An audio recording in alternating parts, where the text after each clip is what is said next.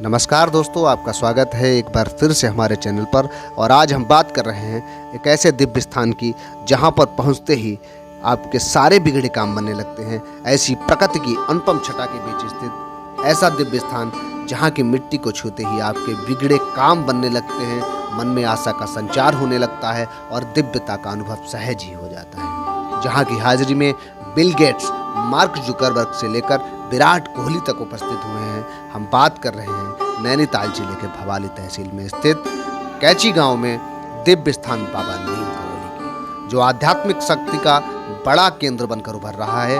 कहा जाता है कि यही वह दिव्य स्थान है जहां हनुमान जी के परम भक्त कृपा पात्र संत बाबा नीम करोली जो थे, उनकी साधना स्थली है और उन्होंने यहाँ पर हनुमान जी की प्रतिमा की स्थापना कराई थी। बाबा नीम करोली का जो मूल नाम है वो लक्ष्मी नारायण शर्मा था और उनका जन्म फिरोजाबाद जिले के मानकपुर गांव में लगभग 1900 ईस्वी के किनारे हुआ था। 11 वर्ष की उम्र में ये विरक्त हो गए थे।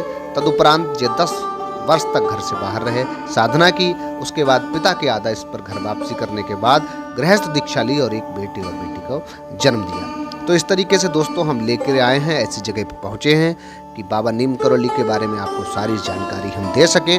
और बाबा नीम करोली कैसे पहुँचे, कैसे आप अगर यहाँ जाना चाहते हैं तो क्या क्या साधन है, इन सारी चीज़ों को लेकर हम आए हैं। हमारे साथ में है विवेक मिश्रा नाहिल और बात करें। यहाँ पर एक नाम पड़ता है कैची धाम। ये जो कैची गांव है ये नैनीताल जिले में भवाली जो नगर पंचायत है उसके अधीन।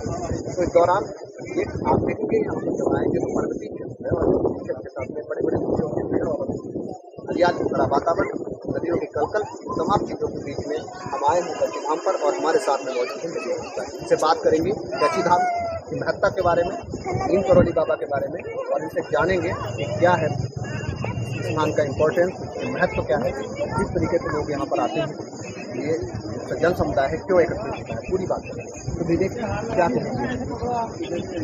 सीधा मेरा सवाल ये है, कैची धाम के बारे में पहले स्थापना के बारे में बताइए और उसके बारे में बताइए और उसके बाद में तमाम चीज़ें जनता की जिज्ञासा है। वैसे कैची धाम की अगर स्थापना मानी जाए मूलतः तो यहाँ पर सबसे पहला हनुमान जी का मंदिर बना, वो यहाँ पर 15 जून 1964 को बाबा नीम करोली जी ने अपने हाथ से उसकी स्थापना की है। और उसके बाद से लगातार स्थान विकसित होता चला गया, लोगों की आस्था का केंद्र बनता चला गया। 15 जून के को स्थापना होने के कारण आज भी प्रतिवर्ष 15 जून को यहाँ पर एक बढ़िया समारोह का आयोजन होता है, जिसमें न सिर्फ भारत से बल्कि देश विदेश में बाबा के मानने वाले भक्त यहाँ पर आते हैं। ऐसा माना जाता है कि बाबा उससे लगभग 2 वर्ष पहले 1962 में इस स्थान पर आ गए थे। ये स्थान वैसे कैची गांव के नाम से प्रसिद्ध था। नैनीताल जिले के भवाली नगर पंचायत क्षेत्र से 10 किलोमीटर की दूरी पर स्थित ये स्थान आज बाबा नीम करोली धाम के नाम से जाना जाता है, जिसको लोग कैची धाम भी कहते हैं। तो कैची धाम जो बाबा नीम करोली है कैसे समझे, कहाँ से मूलता निवासी थी, यहाँ पर कैसे आए, कैसे यहाँ पर जो है सिद्धि को प्राप्त हुआ? ऐसा माना जाता है कि बाबा का जो मूल नाम था, बचपन का जो नाम था, वो पंडित लक्ष्मी नारायण शर्मा था और इनका जन्म उत्तर प्रदेश के फिरोजाबाद जिले के अकबरपुर गांव में हुआ था। 10 वर्ष की अवस्था में इनका विवाह भी कर दिया गया था, परंतु वैराग्य होने के कारण परिवार को छोड़कर चले गए। और पिताजी के विशेष दबाव के बाद जब ये वापस आए, वैवाहिक जीवन में रहे, 2 पुत्र 1 पुत्री का जन्म भी हुआ, लेकिन उसके बाद पूज्य माता जी ने भी इनके वैराग्य जीवन में साथ दिया। और हनुमान जी के अनन्य भक्त होने के कारण इन्होंने देश में भ्रमण करके लोगों के भावनाओं को जागृत किया, लोगों को दिशा निर्देश दिया, अपने भक्तों को बनाया और विभिन्न स्थानों पर हनुमान जी के विभिन्न मंदिरों की स्थापना की।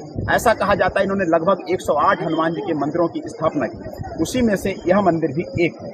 अच्छा, तो एक जो इनका नीम करोली नाम, आपने बचपन का नाम बताया, इनका क्या था?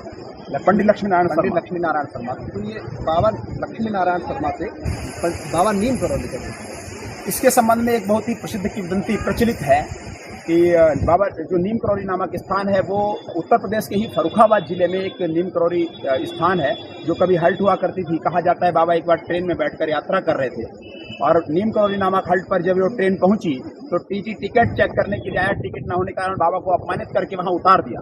जब उतार दिया उसके बाद तमाम यत्न प्रयत्न करने के बाद भी वो ट्रेन आगे नहीं बढ़ सकी। तब वहां बैठे हुए यात्रियों ने, टीटी ने विचार किया कि बाबा के अपमान के कारण ही तो कहीं ऐसा नहीं हो रहा। बाबा से जब वार्ता की तो बाबा ने कहा कि मैं 3 शर्तों के आधार पर ही ट्रेन में वापस चढ़ सकता हूँ। पहला ये है कि आज के उपरांत ट्रेन में किसी भी ब्राह्मण अथवा संत को टिकट के अभाव में अपमानित करके ना उतारा जाए। दूसरा उनकी जो शर्त थी वो ये थी श्याम मोहन जी कि ये जो नीम करौली नामक जो स्थान है, हल्ट है, इसको स्टेशन के रूप में विकसित किया जाए। तीसरी शर्त थी उनकी यहाँ पर कि कोई भी इधर से गुजरने वाली ट्रेन नीम करौली नामक स्थान पर रुककर ही जाएगी। वो तीनों शर्तें जब उनने अपने उच्चाधिकारियों से वार्ता करके एक्सेप्ट कर ली, स्वीकार कर ली, तब बाबा पंडित लक्ष्मीनारायण शर्मा जी ट्रेन में बैठे और उसके बाद ट्रेन चल दी।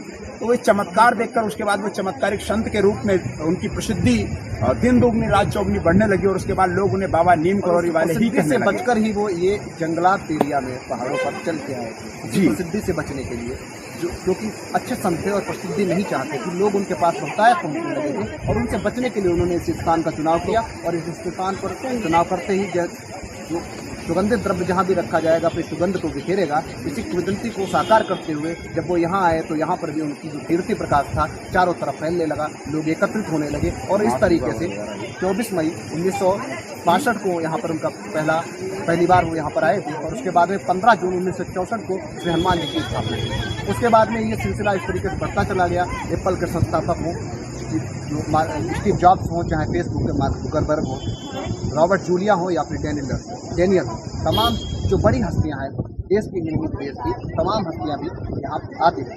इस तरीके से कहा जाता है ये बात कि 2015 में जब मोदी जी फेसबुक के हेड ऑफिस को विजिट करने गए थे या फिर गए थे, तो फिर वहाँ पर उनको जुकरबर्ग की वार्ता के दौरान उनको पता चला कि जुकरबर्ग की स्थिति ऐसी आई थी जब फेसबुक को बेचने के बारे में सोच रहे थे वहाँ पर, तब उन्हें यहाँ कैची धाम आने की सलाह एप्पल के संस्थापक स्टीव जॉब्स ने दी, और जब वो यहाँ आए और उसके बाद में ही फेसबुक ने एक नए आयाम को छूना शुरू किया।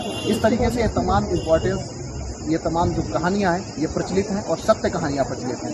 इस पूरे कालखंड के दौरान यहाँ पर ये जो चीज़ें हैं, और आज भी जो हनुमान जी की प्रथम मूर्ति जिस तारीख को स्थापित की गई थी, उस तारीख को यहाँ पर आज भी एक समारोह के रूप में आयोजित किया जाता है। बिल्कुल, विवेक जी हमारे साथ मौजूद हैं, इनसे बात करके बहुत अच्छा लगा, इन्होंने बहुत अच्छे से धन्यवाद रखा है। और मैं चाहता हूँ ये जानकारी लोगों तक पहुँचे। यूँ तो बाबा नीम करौली जी ने लगभग 108 हनुमान मंदिरों की स्थापना की थी, लेकिन एक प्राकृतिक सुंदर वातावरण में पर्वतों पर स्थित होने के कारण, नदी और पहाड़ों के बीच में स्थित होने के कारण आज पर्यटक भी यहाँ विशेष रूप से आना चाहते हैं और लोगों की आस्था का केंद्र भी बना हुआ है। और चमत्कारिक बाबा और यहाँ आने वाले लोगों की मिन्नतें पूरी होने के बाद, जैसे मार्क जुकरबर्ग हो या एप्पल के संस्थापक हों, ऐसी एक बहुत लंबी लिस्ट है जिसमें आम लोग भी ऐसे बहुत सम्मिलित हैं जिनकी मन्नतें यहाँ बाबा के दरबार में आकर के पूरी होती हैं। मैं चाहता हूँ कि संपूर्ण सनातन की आस्था का केंद्र बाबा नीम करौली कैंची धाम की प्रसिद्धि दिन दूनी और रात चौगुनी बढ़े, और देश के तमाम लोग, तमाम सनातनी समाज के लोग यहाँ आकर के अपनी मन्नत को बाबा के चरणों में रखें। और मैं आशा करता हूँ कि सच्चे मन से की गई यहाँ पर मन्नत, सच्चे मन से की गई यहाँ पर प्रार्थना अवश्य पूर्ण होती है। जय बाबा नीम करौली।